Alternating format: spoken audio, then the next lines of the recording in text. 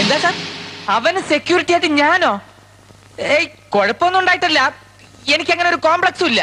പക്ഷേ സാർ, എന്റെ കുറെ അടുത്ത ബന്ധുക്കളുടെ കല്യാണം ഉടനെ തന്നെ നടക്കാൻ സാധ്യതയുണ്ട്. അതുകൊണ്ട് മിക്കവാറും ഞാൻ ലോങ് ലീവ് ആയിരിക്കും. നോ, ലീവ് തരുന്ന പ്രശ്നമേ ഇല്ല. അല്ല സാർ, അവൻ പറഞ്ഞതുകൊണ്ട് മാത്രം എനിക്ക് സാറ് ലീവ് സാങ്ഷൻ ചെയ്യില്ലെന്ന് പറഞ്ഞാല് ഇത് കളക്ടറുടെ ഓർഡറാണ്. ഓക്കെ സാർ, ശരി സാർ, ഞാൻ തന്നെ അവന്റെ സെക്യൂരിറ്റി ആയിട്ട് ചാർജ് എടുക്കാം സാർ.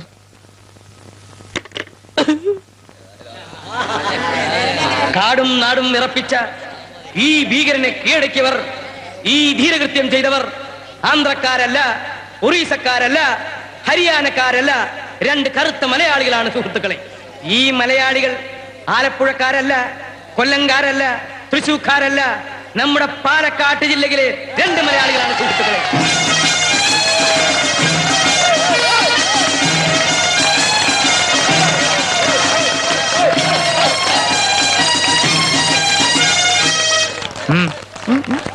എന്താ നീ ഇതെല്ലാം കാണുന്നുണ്ടല്ലോ.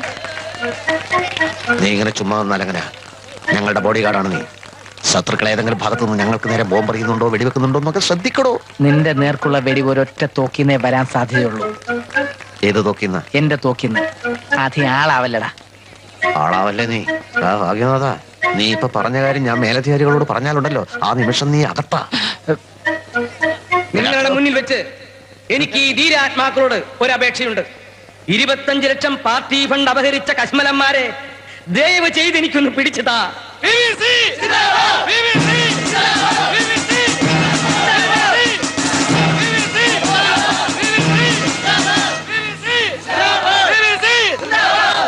ഇനി സംഘടനകളുടെ, വ്യക്തികളുടെ ആരാർപ്പണമാണ്. ആദ്യമായി ജോക്കീസ് ക്ലബിന് വേണ്ടി KV ദക്ഷിണമൂർത്തി,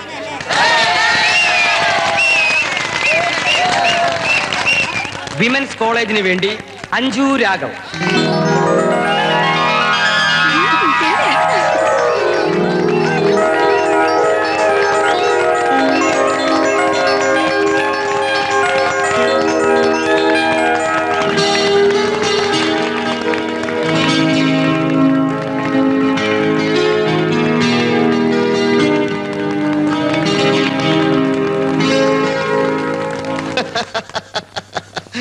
ഒരു പൊരിഞ്ഞ സംഘടനത്തിലൂടെയാണ് ഭീകരനെ ഞങ്ങൾ കീഴടക്കിയത്. അതെ, ലോകത്തിലെ മിക്ക അഭ്യാസമുറകളും പഠിച്ചവനാണ് ഭീകരനെന്ന് ഒരു സംശയവുമില്ല.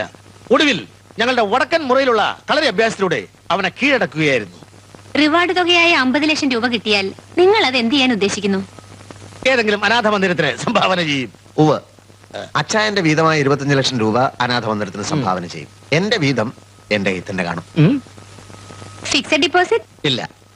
മേലുദ്യോഗസ്ഥന്മാരുടെ ചവിട്ടിത്താഴ്ത്തലുകളിലും പീഡനങ്ങളിലും മനംനൊന്ത് കഴിയുന്ന സാധാരണക്കാരായ പോലീസുകാർക്ക് വേണ്ടി ഒരു തുക ചെലവാക്കും. ദൂരദർശൻ പ്രേക്ഷകർക്ക് എന്തെങ്കിലും സന്ദേശം? സ്നേഹമാണ് വലുത്, SI പോസ്റ്റ് അല്ല. വിവാഹം ഇതിന്റെ പേരിൽ ഒരു വിവാഹം കൂടി കഴിക്കാൻ എന്തായാലും എനിക്ക് ഉദ്ദേശമില്ല. കാരണം ഞാൻ ആൾറെഡി വിവാഹിതനാ. പേരന്നാമ്മ, അവളാണെങ്കിൽ ഗൾഫിലാ. എന്നെ സംബന്ധിച്ചാണെങ്കിൽ മനസ്സുകൾ തമ്മിലുള്ള വിവാഹം എന്നേ നടന്നു കഴിഞ്ഞു. കേരളത്തിലുള്ള മുഴുവൻ കോൺസ്റ്റബിൾമാരെയും സാക്ഷി നിർത്തി ആർഭാടമായ ഒരു താലികെട്ട് അതുടൻ പ്രതീക്ഷിക്കാം. അതിനു മുമ്പ് ചിലരെയൊക്കെ ഒന്ന് എനിക്ക് ഒതുക്കണം.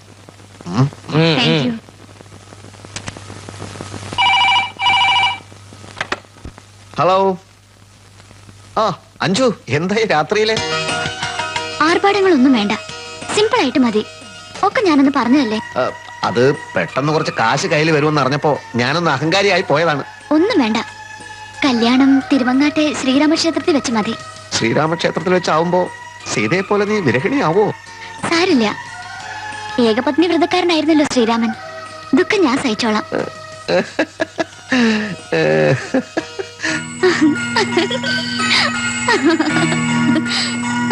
അല്ലാതെ ലക്ഷങ്ങളുടെ ആർഭാടങ്ങളൊന്നും വേണ്ട കേട്ടോ. ആരാ മോളെ ഫോണിൽ? ഒരു കൂട്ടുകാരിയാ ഡാഡി. ലക്ഷത്തിന്റെ കണക്കൊക്കെ പറയുന്നത് കേട്ടോ. അത് ക്ലാസ്സിൽ ഒരു സംശയം ചോദിച്ചതാ. ലക്ഷത്തിന്റെയോ?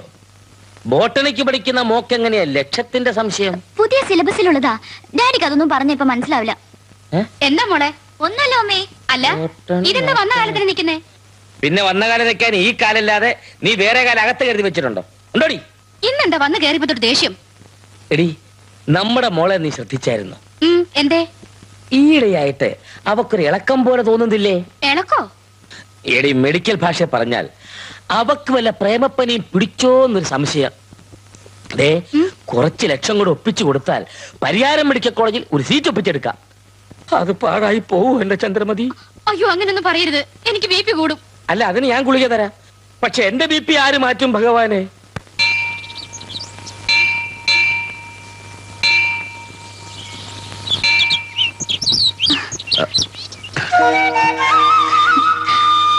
എനിക്കറിയാം ദേവി മണിയടിക്കാൻ ഇന്നിവിടെ എത്തുന്നു. അതെ, കുന്നത്ത് വീട്ടിൽ ഭാസ്കരൻ ലക്ഷക്കാരനാകുന്ന ദിവസം. പകടകളിയായിരുന്നെങ്കിലും എല്ലാം ദേവിയുടെ കടാക്ഷാണല്ലോ. ദേവിക്ക് ഇത്രയും കമ്മീഷൻ കൊടുക്കണേ? ഒന്നുമില്ല, മനസ്സറിഞ്ഞൊരു പ്രാർത്ഥന മാത്രം. എന്തായിരുന്നു ഇവിടുത്തെ വഴിപാട്? ഉദ്ദിഷ്ട കാര്യസിദ്ധിക്ക് ഒരു പുഷ്പാഞ്ജലി, 5 അനിഴം നക്ഷത്രം, ഭാസ്കരൻ ആയില്യം. ഉദ്ദിഷ്ട കാര്യം എന്ന് വെച്ചാ അത് ദേവിക്കറിയാം.